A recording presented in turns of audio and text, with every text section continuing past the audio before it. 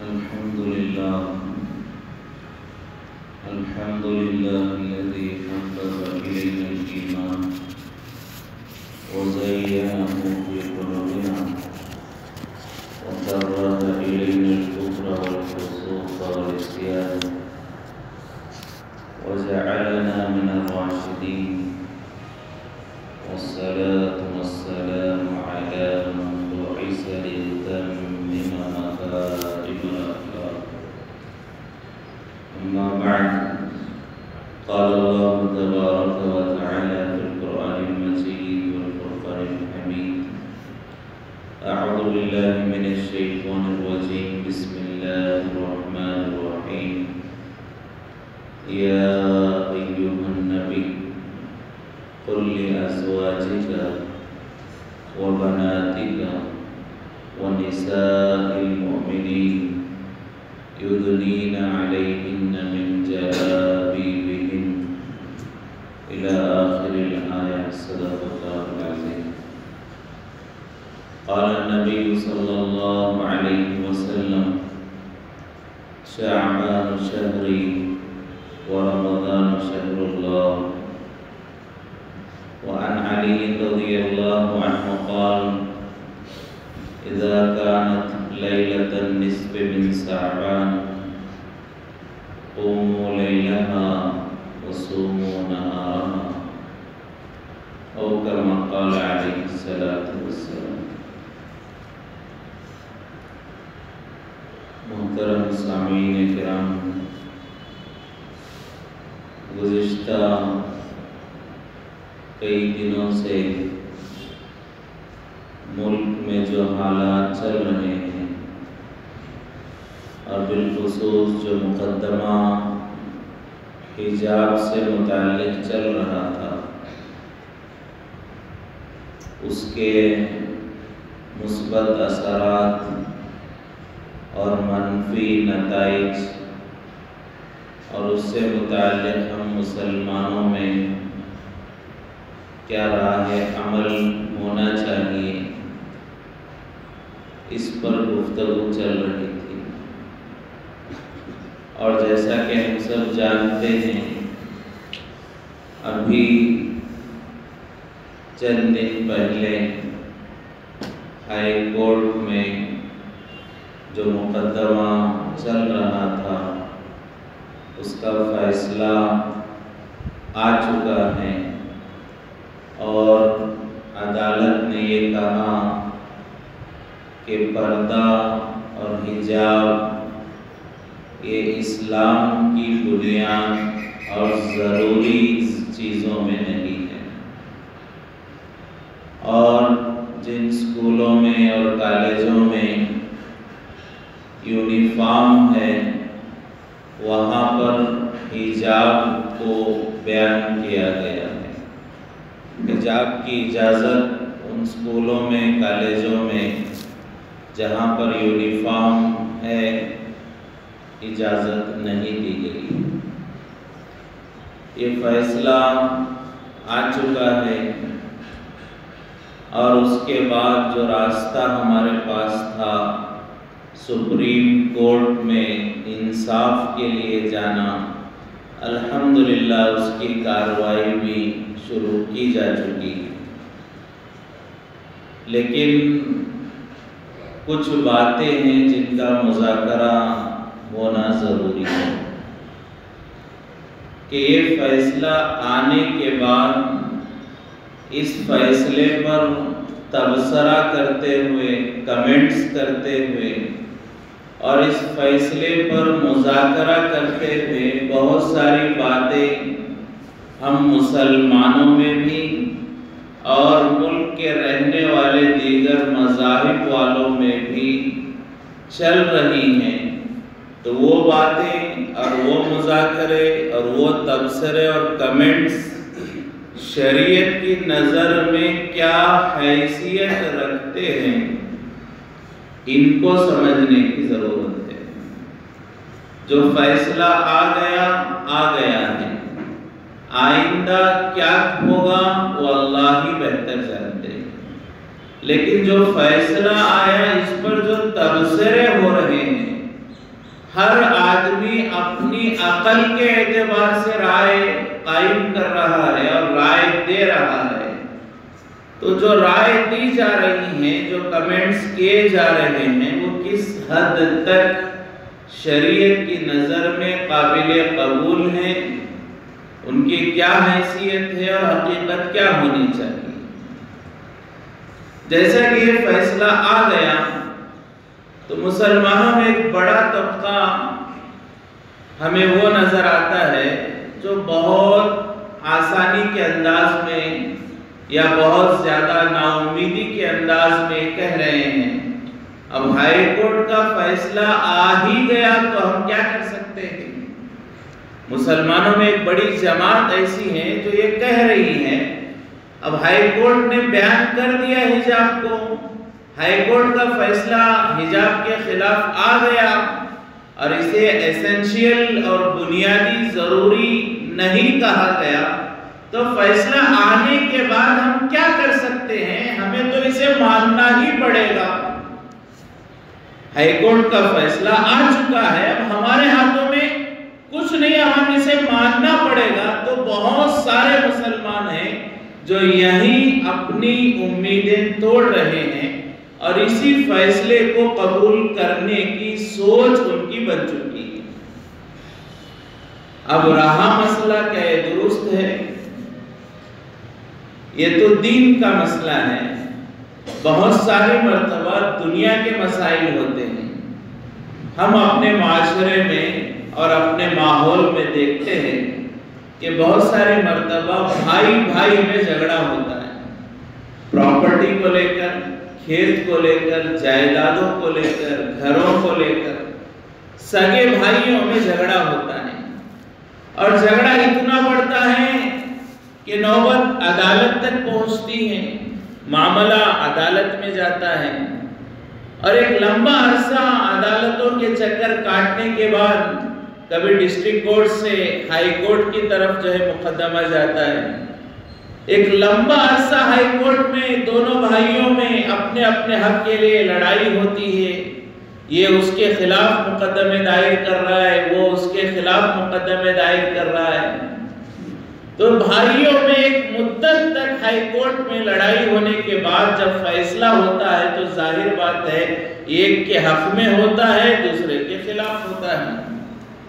تو اب میرے بھائی کے حق میں ہو گیا، میرے خلاف ہو گیا ہائی کورٹ میں فیصلہ، تو میں یہ نہیں کہتا کہ ہائی کورٹ کا فیصلہ آ گیا اب خاموش رہ جاؤ، ماننا ہی پڑے گا۔ نہیں، وہاں ایک گھر کا مسئلہ ہے، پراپرٹی کا مسئلہ ہے، تھوڑی بہت جائیداد کا مسئلہ ہے، ہائی کورٹ میں میرے بھائی کے حق میں فیصلہ ہو جائے، میرے خلاف ہو جائے، میں نا امید نہیں ہوتا، میں یہ کہتا ہوں کہ میں یہ مقدمہ سپریم کورٹ میں لے جاؤں گا، میرے پاس اور راستہ ہے، میں یہاں امید نہیں ہارتا۔ ہائی کورٹ میں جانبداری کا فیصلہ ہوا ہے، ایک طرفہ فیصلہ ہوا ہے، انصاف نہیں ہوا ہے، میرے ساتھ ظلم ہوا ہے، میں کیسے تسلیم کر لوں ہائی کورٹ کے فیصلے کو؟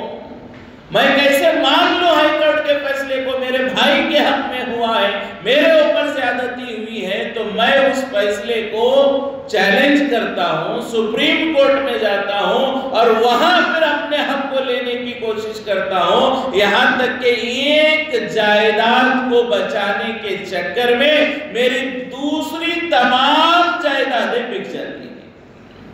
ایک جائیداد کو بچانے کے چکر میں سالوں لگ جاتے ہیں، وکیلوں کے پیچھے چپل گھس جاتے ہیں اور دوسری جائیدادیں ہماری نیلام ہو جاتی ہیں اس ایک جائیداد کے حق کو حاصل کرنے میں۔ تو جب دنیا کے معاملے میں، پراپرٹی کے معاملے میں، پیسوں کے معاملے میں ہم ہائی کورٹ کے فیصلہ اگر ہمارے خلاف آئے تو خاموش نہیں رہتے، آگے بڑھتے ہیں، تو دین کے معاملے میں، شریعت کے معاملے میں حضور پاک صلی اللہ علیہ وسلم کے لائے ہوئے طریقے کے بارے میں یہ کہہ دینا کہ ہائی کورٹ کا فیصلہ آ گیا اب ہم کیا کر سکتے ہیں، یہ نہیں چلے گا، بلکہ آئندہ کی کوشش ہمیں کرنی چاہیے۔ ہم اپنے ناراضگی کا اظہار کریں، الحمدللہ ہمارے صوبے کرناٹک کے امیر شریعت حضرت مولانا صغیر صاحب دامت برکاتہم کی دعوت پر ابھی کل جو ہے پورا شہر ماشاءاللہ دھارواڑ بلکہ پورا صوبہ الحمدللہ ان کی دعوت پر بند کیا گیا اور ناراضگی کا اظہار کیا گیا کہ یہ ہائی کورٹ کا جو فیصلہ آیا ہے ہم اس سے ناراض ہیں اور ہمیں تکلیف پہنچی ہے، یہ اسلام کا حصہ ضروری حصہ نہیں کہا گیا، اس سے ہمیں دکھ پہنچا ہے، رنج ہوا ہے، غم ہوا ہے، اس کا اظہار کیا گیا الحمدللہ۔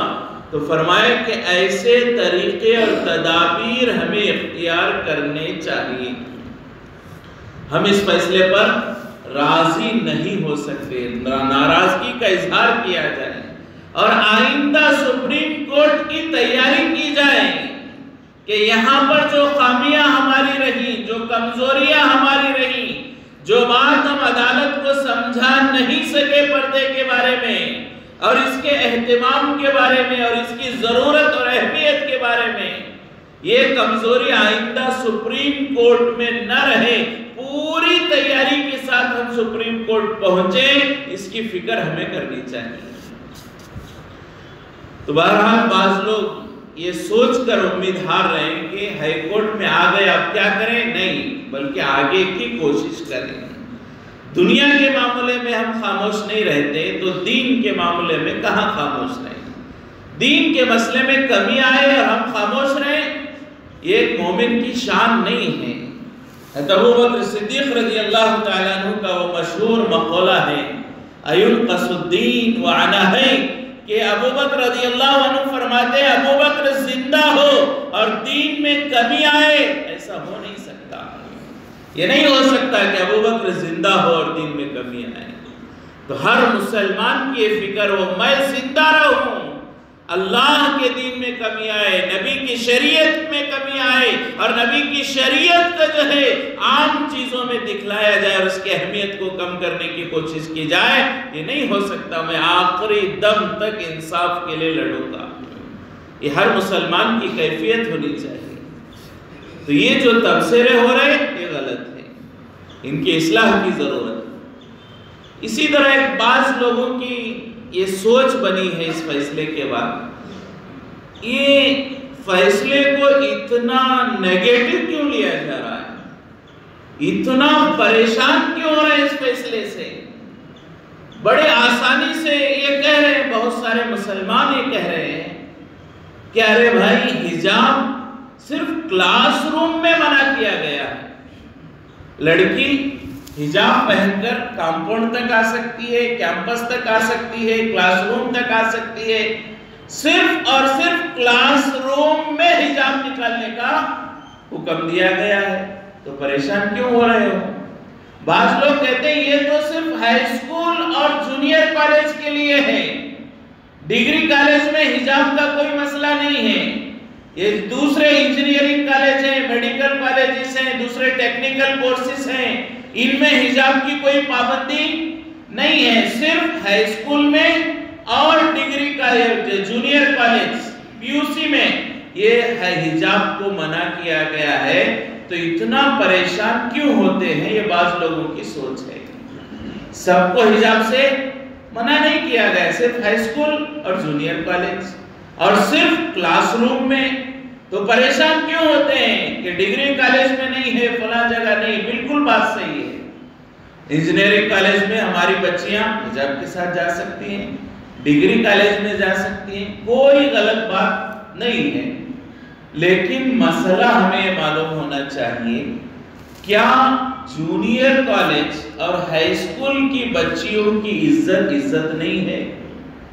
کیا ڈگری کالج میں آنے کے بعد ہی ان پر پردہ فرض ہو رہا ہے اور وہاں ان کا پردہ باقی رکھا جا رہا ہے؟ کیا جونیئر کالج میں ہائی اسکول میں ہماری بچیوں کو پردے کی ضرورت نہیں ہے، حجاب کی ضرورت نہیں ہے؟ یہ سوچنے کی ضرورت ہے۔ کیا ہم بڑی آسانی سے کریں کہ کلاس روم تک حجاب کی اجازت ہے، صرف کلاس روم میں حجاب نکالنے کا حکم ہے، تو کلاس روم میں حجاب نکالنے کی اجازت کیا شریعت دیتی ہے؟ کیا حضور پاک صلی اللہ علیہ وسلم میں کے شریعت میں اسے اجازت ہے کہ اللہ نے اس کی اجازت دی ہے تب تو ہم اجازت دیں؟ ہم کون ہوتے ہیں یہ کہنے والے کہ کلاس روم میں حجاب نہیں رہے گا تو چلے گا؟ کیا شریعت میری اور آپ کی ہے؟ کیا دین اسلام ہمارے باپ دادا کی جائیداد ہے؟ یہ دین تو اللہ کا ہے، ہر نبی کو اللہ نے دین دے کر بھیجا، لیکن دین یہ اللہ کا ہے، اس میں کمی اور زیادتی کسی نبی اور رسول کو بھی اجازت نہیں کہ دین میں کمی اور زیادتی کریں۔ خود حضور پاک صلی اللہ علیہ وسلم کو اللہ تبارک و تعالیٰ نے ارشاد فرمایا لما تحرم ما احل اللہ لک، اے نبی جسے اللہ نے حلال کیا آپ کیسے حرام کر سکتے؟ جسے اللہ نے حلال کیا اسے اللہ کے رسول بھی حرام نہیں کر سکتے، تو جسے اللہ نے حرام کیا میں اور آپ کون ہوتے ہیں اسے حلال کرنے والے؟ بڑے آسانی سے کہہ دیتے ہیں کلاس روم میں چلے گا نا، چار دیواری ہے، کلاس روم ہے چلے گا، ہم کون ہوتے ہیں کہنے والے؟ ہمیں دیکھنا چاہیے شریعت کیا کہتی ہے، حضور کے تعلیمات کیا کہتے ہیں کہ چار دیواری میں کلاس روم میں اجازت ہے؟ شریعت تو یہ کہتی ہے کہ گھر میں نماز پڑھتے ہوئے بھی دوپٹہ نہیں نکلنا چاہیے۔ شریعت کیا کہتی ہے؟ نماز پڑھتے ہوئے بھی گھر میں دوپٹہ نہیں نکلنا چاہیے، یہاں تک کہ دوپٹہ پتلا ہو بالوں کا رنگ نظر آئے نماز نہیں ہوتی، یہ شریعت کہتی ہے۔ شریعت کہتی ہے احرام کی حالت میں بھی چہرہ چھپاؤ اور کپڑا بھی چہرے کو نہ لگے۔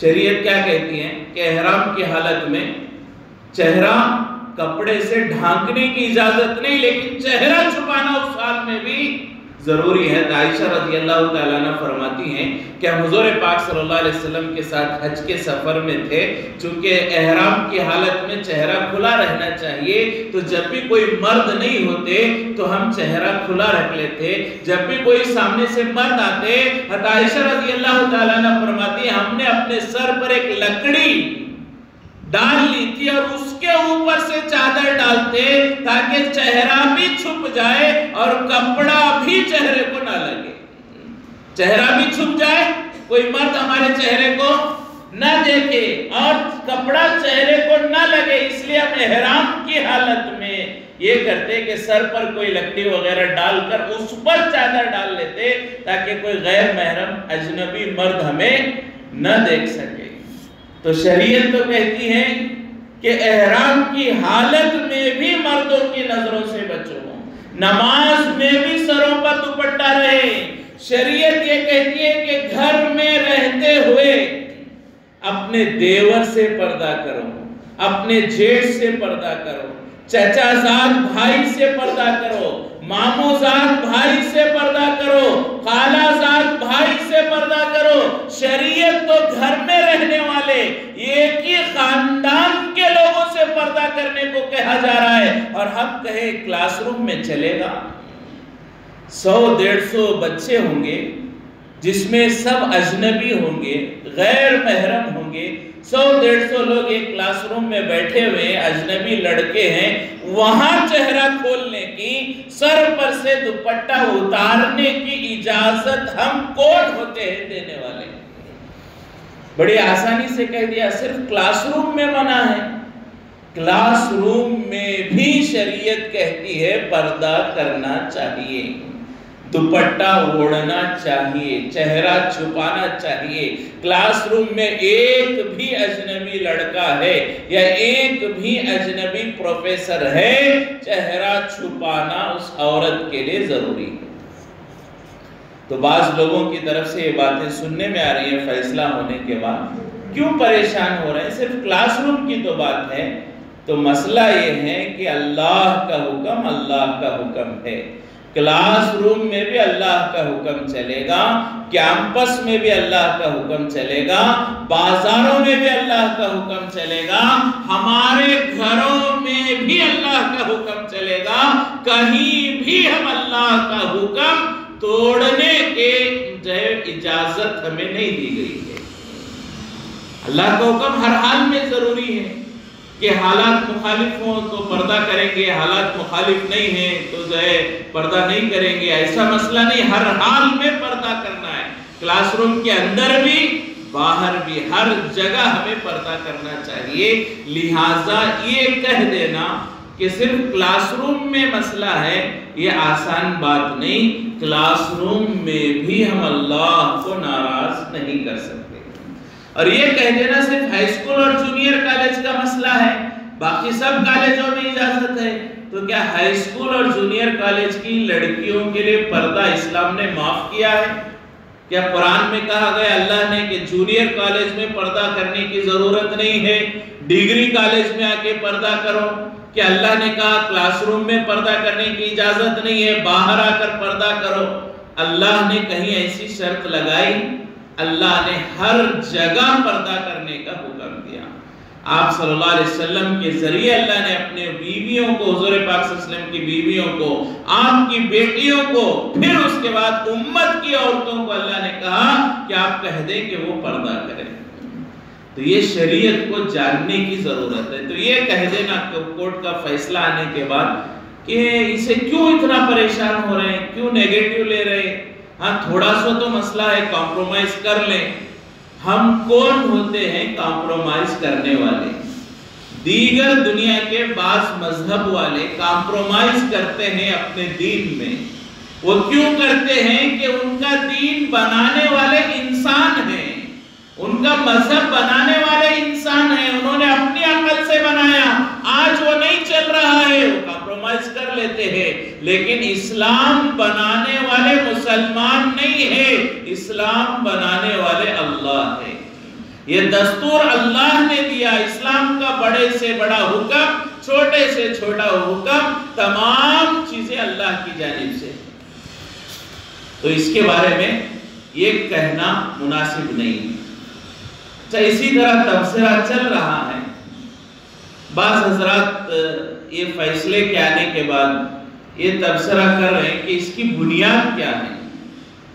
تو عدالت کے وہ فیصلے کا جائزہ لیا جائے تو فیصلہ سنایا گیا، اور اس کی ایک وجہ فیصلے کی عدالت نے، ہائی کورٹ کے 3 ججوں کی جو بینچ نے یہ کہا ہے کہ اگر یہ ضروری ہوتا، اگر پردہ اور حجاب ضروری ہوتا تو ہر مسلمان عورت پردہ کرتی، لیکن چونکہ ہر مسلمان عورت پردہ نہیں کر رہی ہے تو یہ ضروری نہیں ہے۔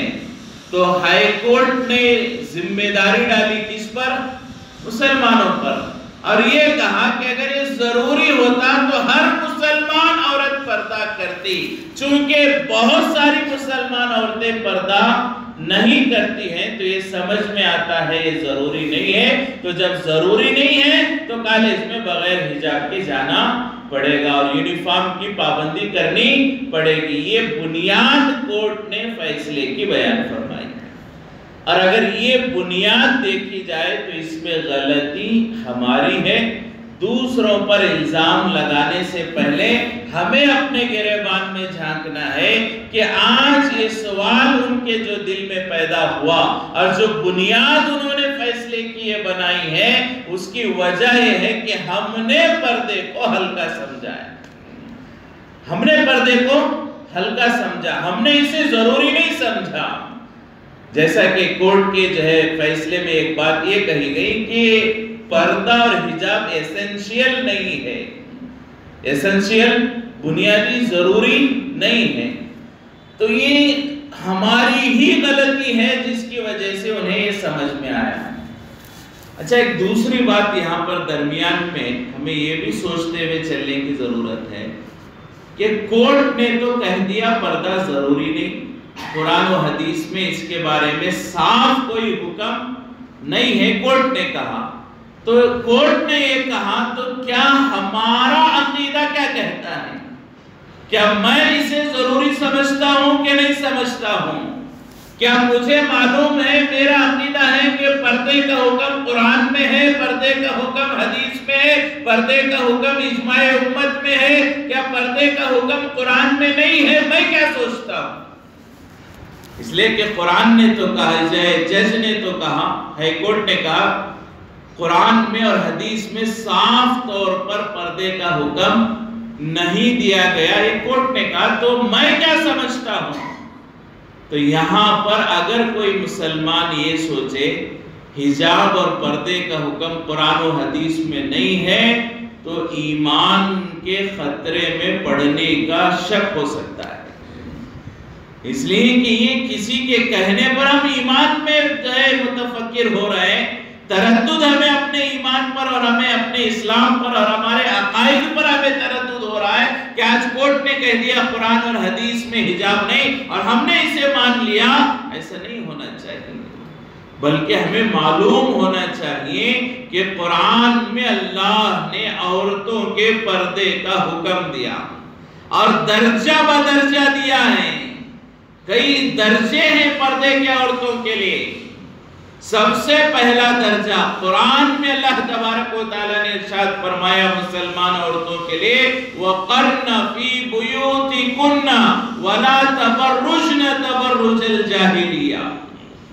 اللہ قرآن میں فرماتے عورتوں کو کیا کرنا چاہیے؟ اللہ قرآن میں فرماتے ہیں عورتوں کو چاہیے کہ وہ اپنے گھروں میں رہیں، زمانے جاہلیت کی طرح، پچھلے قوموں کی طرح باہر نہ نکلے، بلکہ عورتوں کو اللہ کا حکم ہے گھر میں رہیں۔ سب سے پہلا حکم اللہ کا عورتوں کے لیے کیا ہے؟ پردے سے متعلق سب سے بہترین پردہ کیا ہے؟ افضل پردہ کیا ہے؟ کہ عورت گھر میں رہے۔ عورت کے لیے اللہ کا حکم کیا ہے؟ عورت گھر میں رہے، یہ بہترین پردہ، افضل پردہ اور پہلا درجہ پردے کا کہ عورت گھر میں رہے، گھر سے باہر بغیر ضرورت کے نہ نکلے، بغیر ضرورت کے عورت گھر سے باہر نہ نکلے، یہ پردہ پہلا چیز۔ دوسری چیز اللہ تبارک و تعالیٰ نے قرآن میں بیان فرمایا وَإِذَا سَأَلْتُمُوهُنَّ مَتَاعًا فَاسْأَلُوا مِنْ وَرَاءِ حِجَابٍ۔ صحابہ کرام کو اللہ تبارک و تعالیٰ حکم دے رہے ہیں اگر تمہیں حضور پاک صلی اللہ علیہ وسلم کی عورتوں سے کچھ معلوم کرنا ہے، کچھ سامان لینا ہے، کچھ مانگنا ہے، پردے میں رہ کر مانگو، پردے کے پیچھے سے مانگو، براہ راست گھر میں جانا یہ منع کیا اللہ نے صحابہ کرام کو۔ پہلا پردہ کیا ہے؟ گھر میں رہنا عورتوں کو۔ دوسرا کیا ہے؟ کسی سے بات کرنے کی ضرورت پڑے گھر میں رہتے ہوئے تب بھی بے جھجک سامنے آ کے بات نہیں کر سکتی، پردے میں رہ کر بات کرے، یہ دوسرا درجہ۔ پہلا درجہ گھر میں رہنا، دوسرا درجہ بات کرنے کی بھی نوبت آئے، ضرورت پڑے، مجبوری آئے تو کیسے بات کریں؟ بلا جھجک کھل کر سامنے آ کر بات نہ کریں بلکہ پردے میں رہ کر بات کرنا چاہیے، یہ اللہ نے حکم دیا ہے۔ اور وہ کسے حکم دیا ہے؟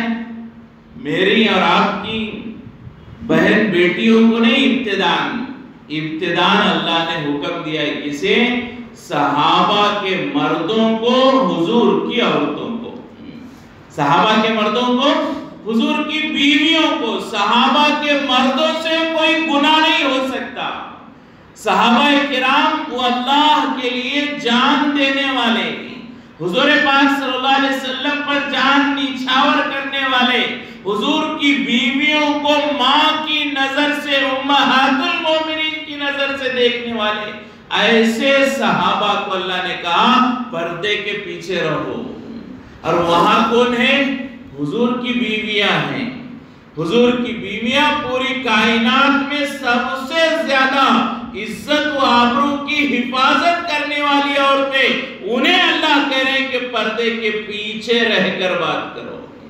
صحابہ جیسے ایمان والوں کو، باعزت لوگوں کو، حیا والوں کو، شرم کا لحاظ رکھنے والے مردوں کو، حضور کی بیویاں جیسی پاک دامن عورتوں کو اللہ کہہ رہے ہیں پردے میں رہ کر بات کرو۔ تو یہ حکم ہے اللہ کا دوسرا، یہ قرآن میں ہے، یہ کوئی قصے کہانیاں آپ کے سامنے نہیں بیان کی جا رہی ہیں، یہ قرآن ہے۔ ہمیں معلوم ہونا چاہیے پردے کا حکم قرآن میں۔ آج کسی کورٹ نے کہہ دیا یا کسی میڈیا نے کہہ دیا، کسی نیوز چینل نے کہہ دیا کہ قرآن میں پردے کا حکم نہیں اور ہم نے مان لیا، اور ہمارا بھی یہ خیال بن گیا کہ قرآن میں پردے کا حکم نہیں، حدیث میں پردے کا حکم نہیں۔ نہیں، قرآن میں اللہ نے پردے کا حکم دیا۔ پہلی وہ آیت ہے جو آپ کو سنائی گئی کہ اللہ نے کہا کہ مسلمانوں کی عورتیں گھروں میں رہیں، جاہلوں کی طرح باہر نہ نکلیں، گھروں میں رہنے کی فکر کریں۔ دوسرا، گھر میں رہتے ہوئے بات کرنے کی ضرورت پڑے، پردے میں رہ کر بات کریں، بغیر پردے کے کھل کر سامنے نہ آئیں۔ تیسرا، اگر مجبوری کے درجے میں گھر سے باہر نکلنا پڑے تو فرمایا قرآن میں اللہ تبارک و تعالیٰ نے یا ایھا النبی قل لازواجک وبناتک ونساء المؤمنین یدنین علیہن من جلابیبہن۔ اللہ کہہ رہے ہیں اے نبی جی آپ اپنی بیویوں سے، اپنی بیٹیوں سے اور مسلمانوں کی عورتوں سے کہہ دے کہ اگر مجبوری کے درجے میں باہر جانا پڑے تو پورا چادر اپنے سروں پر ڈال لیں، اپنے سینوں پر چادر ڈال لیں اور اپنے آپ کو ڈھانک لیں اور پردہ کر کے نکلیں۔ یہ ان کے لیے بھی زیادہ مناسب ہے اور ان کو تکلیف سے بچانے والی چیز ہے۔ تو تیسرا درجہ کیا ہے؟ پہلا گھر میں رہنا، دوسرا پردے میں بات کرنا، تیسرا باہر نکلنا پڑے تو پردے کے ساتھ باہر نکلنا۔ اس میں دو چیزیں علماء نے بیان فرمائی ہیں۔ پہلی چیز افضل یہ ہے کہ باہر نکلنے میں پردے کے ساتھ ساتھ جو چیزیں زینت کی ہیں، جن کی اجازت کھلے رکھنے کی ہے، جیسے کہ ہاتھ کی ہتھیلیاں اور پیر کے پنجے، انہیں بھی چھپانے کی کوشش کی جائے، ہاتھ میں دستانے پہنے اور پیروں میں موزے پہن کر باہر نکلے۔ دوسرا درجہ جو جائز ہے اور آخری درجہ ہے کہ عورت پورا پردہ کر کے نکلے لیکن ہاتھ کی ہتھیلیاں اور پیر کے پنجے کھلے رکھنے کی اجازت ہے۔ اس سے زیادہ کوئی اجازت عورتوں کو نہیں دی گئی۔ یہ آخری درجہ، کیا آخری درجہ؟ کہ پورا پردہ کرے، ہاتھ کی ہتھیلیاں پیروں کے پنجے کھلے رکھ سکتی ہے، اس لیے کہ اس کا چھپانا عام حالات میں زیادہ مشکل ہے، یہ ظاہر ہو جاتے ہیں اور اس کی ضرورت پڑتی ہے سامان کے اٹھانے میں، چیزوں کے پکڑنے میں، راستے کے چلنے میں، بہت سارے اس کے مسائل ہو سکتے ہیں۔ تو آخری درجہ، سب سے آخری درجہ، اس سے نیچے کوئی درجہ پردے کا نہیں ہے۔ وہ کیا ہے کہ پورے بدن کو چھپائے گی سوائے ہاتھ کے ہتھیلیوں کے اور پیر کے پنجوں کے۔ یہ آخری درجہ ہے جو قرآن میں اللہ نے بیان فرمایا ہے، حدیث میں حضور پاک صلی اللہ علیہ وسلم نے اس کی رہبری فرمائی ہے۔ تو یہ تو بات چل رہی تھی کہ جج نے اور کورٹ نے یہ کہہ دیا کہ اسلام کا بنیادی اور ضروری حصہ پردہ نہیں ہے، تو یہ سن کر ہمیں شک میں پڑنے کی ضرورت نہیں۔ کیا قرآن میں پردہ نہیں؟ اتنے سال سے ہم پردہ کر رہے تھے، کیا یہ غلط بات تھی؟ ہم نے عورتوں کو برقع کرنے پر مجبور کیا، کیا یہ غلط تھا؟ کیا قرآن حدیث میں یہ ضروری نہیں؟ یہ خیال ہمارے دلوں میں، دماغوں میں لانے کی ضرورت نہیں۔ پہلے جیسا ہمارا عقیدہ تھا وہ صحیح تھا، قرآن و حدیث کی روشنی میں تھا، اور آج بھی ہمارا وہی عقیدہ ہونا چاہیے۔ حجاب اور پردے کا حکم قرآن میں بھی ہے، حدیث میں بھی ہے، حضور پاک صلی اللہ علیہ وسلم نے بھی اس کی تعلیمات دی ہیں اور اس کا اہتمام حضور نے فرمایا ہے۔ یہ جج کی طرف سے، کورٹ کی طرف سے آنے کے بعد ہمیں شک میں پڑنے کی ضرورت نہیں۔ تو کورٹ کی طرف سے یہ بات آئی، تو اصل جو بات ہماری چل رہی تھی کہ کورٹ نے یہ کہا کہ اگر پردہ ضروری ہوتا ہر مسلمان عورت پردہ کرتی۔ اب بہت ساری مسلمان عورتیں پردہ نہیں کر رہی ہیں تو یہ ضروری نہیں ہے۔ تو اب ہمیں کیا کرنا چاہیے؟ ہمیں توبہ کرنا چاہیے، توبہ کرنا چاہیے۔ توبہ کسے کہتے ہیں؟ توبہ کسے کہتے ہیں؟ تو علماء نے توبہ کے صحیح ہونے کے لیے جو شرائط یا توبہ کے صحیح ہونے کے جو طریقہ بیان فرمایا ہے، اس میں علماء نے بیان فرمایا جس گناہ سے ہم توبہ کر رہے ہیں سب سے پہلے ہمیں اس گناہ کو چھوڑنا پڑے گا۔ اگر ہم چاہتے ہیں بے پردگی سے ہم توبہ کر رہے ہیں، ہم کس سے توبہ کر رہے ہیں؟ بے پردگی سے ہم توبہ کر رہے ہیں، تو بے پردگی پہلے نمبر پر ہمیں چھوڑنی پڑے گی، تب حقیقت میں وہ توبہ ہوگی، ورنہ وہ توبہ نہیں کہلائے گی، تو ہمیں بے پردگی چھوڑنی ہوگی۔ تو ہمیں ان حالات میں وہ ججوں نے معاملہ ہمارے ہی اوپر ڈال دیا کہ تمہاری غلطی ہے، اگر تم اس کی پابندی کرتے، ہر مسلمان عورت پردے کی پابندی کرتی، تو آج یہاں یہ معاملہ کورٹ میں آتا ہی نہیں، اور آج آیا ہے اور ہم فیصلہ تمہارے خلاف سنا رہے ہیں۔ اس کی وجہ یہ ہے کہ تم نے اس میں لاپرواہی کی ہے۔ تو اب ہمیں ارادہ کرنا ہے کہ ہماری عورتوں کو فکر ہم دلائیں، ہمارے ماں بہن بیٹیوں کو فکر دلائیں، وہ پردہ کریں، اپنے گھروں میں رہتے ہوئے پردہ کریں، باہر نکلتے وقت پردہ کریں، شرعی پردے کا پاس و لحاظ رکھیں، عورتوں سے کہیں کہ وہ پردہ کریں، اور ہم مرد اس بات کی فکر کریں کہ ہمیں جو کہا گیا ہے کہ غیر محرم عورتوں کو دیکھنے سے بچیں، اپنی نظروں کو نیچی کر لیں، تو مردوں کی جو ذمہ داری ہے وہ ہم پوری کریں، عورتوں کی جو ذمہ داری ہے وہ ہم اپنے گھر کی عورتوں کو سمجھائیں۔ تو یہ آج کمزوری ہماری ہے کہ آج ہمارے عورتوں میں نہ گھروں میں پردہ ہے، نہ دیور سے پردہ، نہ جیٹ سے پردہ، نہ خالہ زاد بھائی سے، نہ مامو زاد بھائی سے، نہ چچا زاد بھائی سے، حالانکہ یہ بھی ناراض کر رہے ہیں اللہ کو۔ ہم یہ کہیں کہ میں چچا زاد بھائی سے تو بات کروں گی، کلاس میٹ سے بات نہیں کروں گی، تو یہ تو میری غلط بات ہے۔ اللہ نے تو کلاس میٹ سے بھی بات کرنے کو منع کیا ہے، چچا زاد بھائی سے بھی بات کرنے کو منع کیا ہے۔ اگر میں یہ کہوں کہ میں دیور سے تو بات کروں گی لیکن اپنے کالج میں کلیگ سے بات نہیں کروں گی، تو یہ کلیگ سے بات نہ کرنا بھی اللہ کا حکم ہے، دیور سے بات نہ کرنا بھی اللہ کا حکم ہے۔ تو آج ہم نے شریعت کا مذاق بنایا ہے، شریعت کو اپنے جہاں مرضی ہوتی ہے وہاں استعمال کرتے ہیں، اور جہاں مرضی نہیں ہوتی ہم ٹھکرا دیتے ہیں۔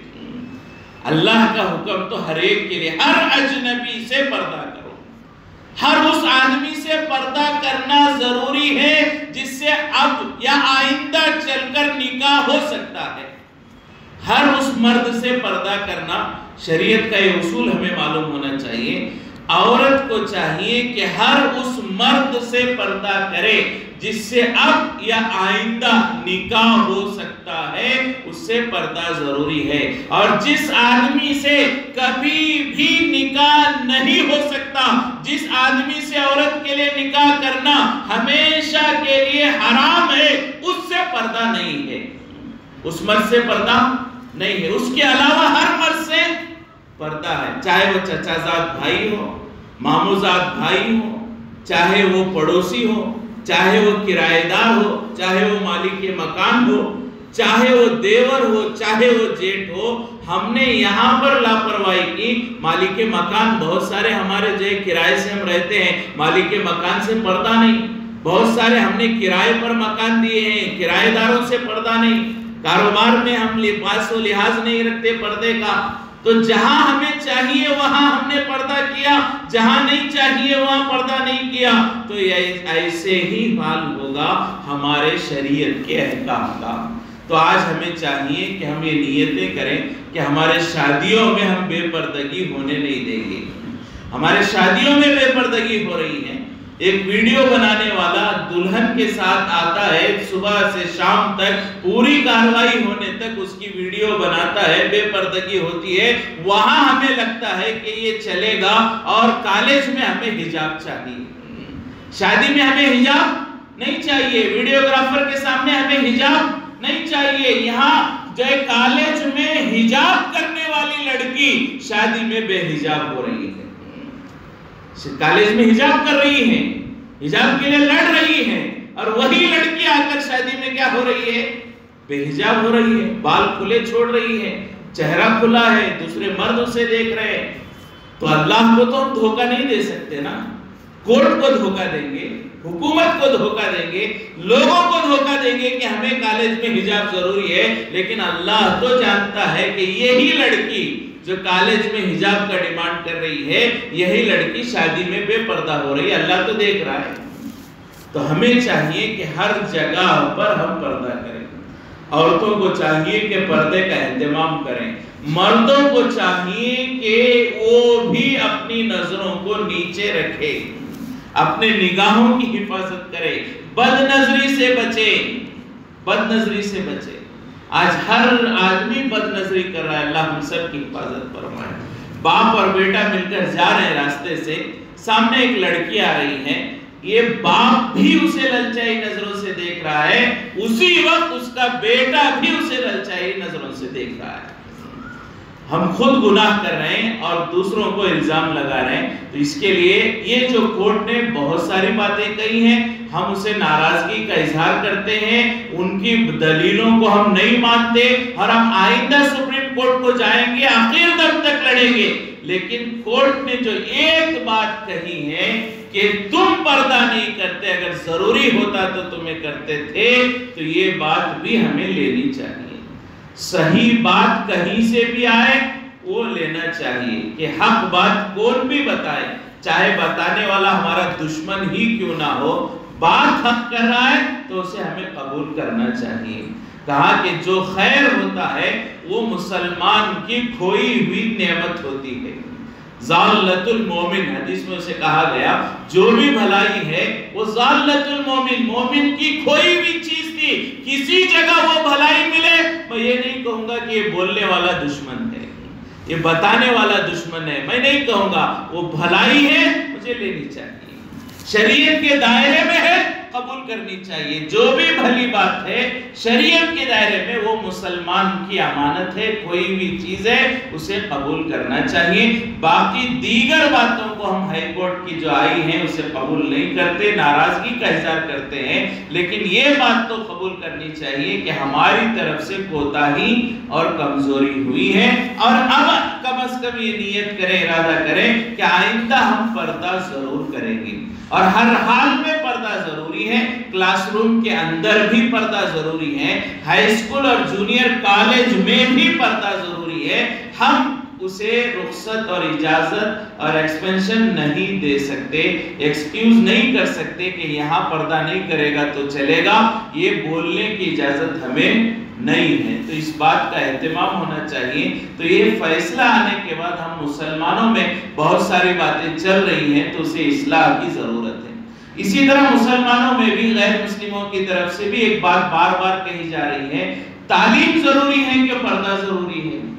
بہت سارے لوگ کہتے ہیں ایجوکیشن ضروری ہے کہ پردہ ضروری ہے۔ عام انداز میں ایسا کمپیریزن کرتے ہیں کہ سامنے والا ایک لمحے کے لیے پریشان ہوتا ہے کہ میں کیا جواب دوں۔ ایجوکیشن ضروری ہے کیا، حجاب ضروری ہے، پوچھتے ہیں۔ اگر پوچھنے والا غیر مسلم ہے، اگر پوچھنے والا غیر مسلم ہے اور ہم سے پوچھ رہا ہے ایجوکیشن ضروری ہے کہ پردہ ضروری ہے، ہم کہیں گے دونوں ضروری ہیں۔ ہم کیا کہیں گے؟ دونوں ضروری، دونوں آنکھ ضروری ہیں۔ اگر کوئی ہم سے پوچھے سیدھی آنکھ ضروری ہے کہ الٹی آنکھ ضروری ہے، ہم کیا کہیں گے؟ سیدھی آنکھ ضروری ہے؟ نہیں، دونوں آنکھ ضروری ہے۔ اگر ہم سے کوئی کہے کہ ماں ضروری ہے کہ باپ ضروری ہے، ہم کہیں گے ماں بھی ضروری ہے، باپ بھی ضروری ہے۔ ہم ماں سے بھی محبت کرتے ہیں، باپ سے بھی محبت کرتے ہیں۔ اگر کوئی ہم سے کہے پردہ ضروری ہے یا تعلیم ضروری ہے، ہمارے لیے پردہ بھی ضروری ہے، تعلیم بھی ضروری ہے۔ اگر ہم سے کوئی پوچھے اسلام ضروری ہے یا دستور ضروری ہے، ہم کہیں اسلام بھی ضروری ہے، دستور اور سنویدھان بھی ضروری ہے۔ تو اگر کوئی غیر مسلم پوچھے گا تو ہم یہ کہیں گے دونوں ضروری ہیں۔ لیکن اگر کوئی مسلمان پوچھے، اگر کوئی مسلمان پوچھے ہم سے پردہ ضروری ہے کہ تعلیم ضروری ہے، ہم بے باک ہو کر کہیں پردہ ضروری ہے، تعلیم ضروری نہیں ہے۔ کوئی مسلمان پوچھے تو ہم نڈر ہو کر کہیں، فوراً کہیں، سوچنے کی ضرورت نہیں، پردہ ضروری ہے، تعلیم اتنی ضروری نہیں ہے۔ پردے کے بغیر اللہ اور اللہ کے رسول ناراض ہوں گے، تعلیم کے بغیر اللہ اور اللہ کے رسول ناراض نہیں ہوں گے۔ پردے کے بغیر جنت میں نہیں جا سکتے، تعلیم کے بغیر جنت میں جا سکتے، اور یہ اصل کامیابی۔ قرآن میں اللہ نے فرمایا من زحزح عن النار وادخل الجنہ فقد فاز، کہ جو جہنم سے بچ گیا، جنت میں چلا گیا، وہ کامیاب ہے۔ اور جہنم سے بچنے کے لیے کسی ڈگری کی ضرورت نہیں ہے، پردے کی ضرورت ہے۔ جنت میں جانے کے لیے کسی ڈگری کی ضرورت نہیں ہے، لیکن پردے کی ضرورت ہے۔ اگر کوئی غیر مسلم پوچھے تو ہم کہیں گے دونوں ضروری۔ کوئی مسلمان پوچھے تو ہم کہیں گے تجھے سمجھنا چاہیے، یہ سوال تجھے کرنا ہی نہیں چاہیے، تو خود جواب دینا تھا کہ دونوں میں سے پردہ زیادہ ضروری ہے۔ تعلیم بھی اپنی جگہ ہم اسے انکار نہیں کرتے، لیکن تعلیم سے زیادہ پردہ ضروری ہے۔ لہٰذا پردہ کرنا، اللہ کو راضی کرنا، اللہ کے رسول کو راضی کرنا، جہنم سے بچنا، جنت میں لے جانا، ان سب کے لیے ضروری ہے۔ تعلیم نہ ہو، اللہ نہ کرے، تعلیم کی بھی ہمیں کوشش کرنی چاہیے، لیکن اگر تعلیم نہ ہو، نہ اللہ ناراض ہوں گے، نہ اللہ کے رسول ناراض ہوں گے، نہ جہنم سے بچنے میں کوئی مسئلہ ہوگا، نہ جنت میں جانے میں کوئی رکاوٹ ہوگی۔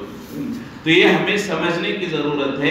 ایسے حالات میں ہمارا ایمان اور مضبوط ہونا چاہیے، ہمارا ایمان کمزور نہیں ہونا چاہیے۔ حالات میں، آزمائش میں مومنوں کا ایمان مضبوط ہوتا ہے۔ ہمیں بھی اپنے ایمان کو بنانے کی فکر کرنے کی ضرورت ہے۔ تو ان سب حالات ہیں، ان سب حالات میں اللہ کی طرف متوجہ ہوں۔ آج جیسا کہ ہم سب جانتے ہیں شب برات ہے، 15ویں شعبان ہے، آج کی رات بڑی مبارک ہے، دعاؤں کی قبولیت کی رات ہے۔ ہم دعا کریں کہ اللہ ملک کے حالات کو درست فرمائے، اور اللہ ہمارے ملک میں عزت و آبرو کی حفاظت کے ساتھ، پردے اور حجاب کے اہتمام کے ساتھ ہمارے بچیوں کو تعلیم حاصل کرنے کے اللہ راستے ہموار فرمائے اور راستے کھول دے۔ اب یہاں پر جو ہمیں انصاف نہیں ملا ہے، فیصلہ ہوا ہے، انصاف نہیں ہوا ہے، یہ بات ہم سمجھ لیں۔ فیصلہ ہوا ہے لیکن انصاف نہیں ہوا۔ اللہ سے دعا کریں کہ آئندہ سپریم کورٹ میں فیصلہ انصاف کے حق میں ہو۔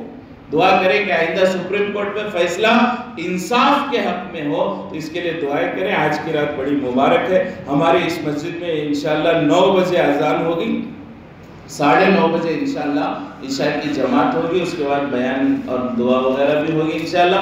لہٰذا اس میں بھی اور انفرادی چیزوں میں بھی ہم دعا کریں کہ اللہ جو ہے ہمارے ملک کے حالات کو درست فرمائے، اور ہمیں اور ہمارے جو ہے بچیوں کو اسلام کی تمام آئیڈینٹیفیکیشن اور جو ہے شناخت پر عمل کرنے کے اللہ توفیق نصیب فرمائے، اور ان پر عمل کرتے ہوئے اعلیٰ سے اعلیٰ ڈگری اور تعلیم حاصل کرنے کی ہمارے بچیوں کو توفیق نصیب فرمائے۔ جو کچھ کہا گیا سنا گیا، اللہ اس پر عمل کی توفیق نصیب فرمائے۔